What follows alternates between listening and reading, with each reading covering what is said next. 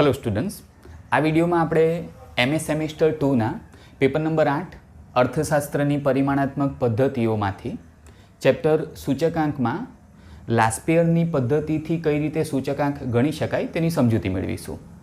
लास्पेयरनी पद्धतिथी सूचकांक गणवानुं सूत्र छे sigma P1 Q0 छेदमां sigma P0 Q0 गुणिया 100, ज्यां P1 ए चालू वर्षनी किंमत दर्शावे छे, Q0 ए आधार वर्षनो जत्थो दर्शावे छे अने P0 ए आधार वर्षनी किंमत दर्शावे छे। हवे आपणे एक उदाहरण लईए।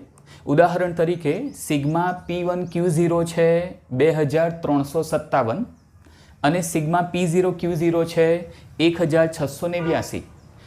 हवे धारो कि आपणे आ माहिती आपी होय अने एवुं कहेवामां आवे के आ माहितीना आधारे लास्पेयरनी पद्धतिथी सूचकांक गणो, तो आपने सौथी पहला तो लास्पेयरनी पद्धतिथी सूचकांक गणवानुं सूत्र खबर होवी जोईए। तो सूत्र आपणे फरीथी याद करी लईए।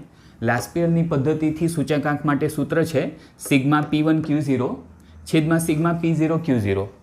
हवे आ बंने माहिती आपणे उदाहरणमां आपी होय तो आपणे ए माहिती सूत्रमां एनी जग्याए खाली मूकवानी छे। तो आपणे शरू करीए।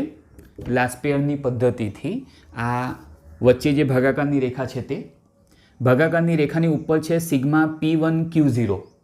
हवे उदाहरणमां सिग्मा P1 Q0 छे 2357, तो ज्यां सिग्मा P1 Q0 छे त्यां आपणे लखीशुं 2357 छेदमां छे सिग्मा P0 Q0।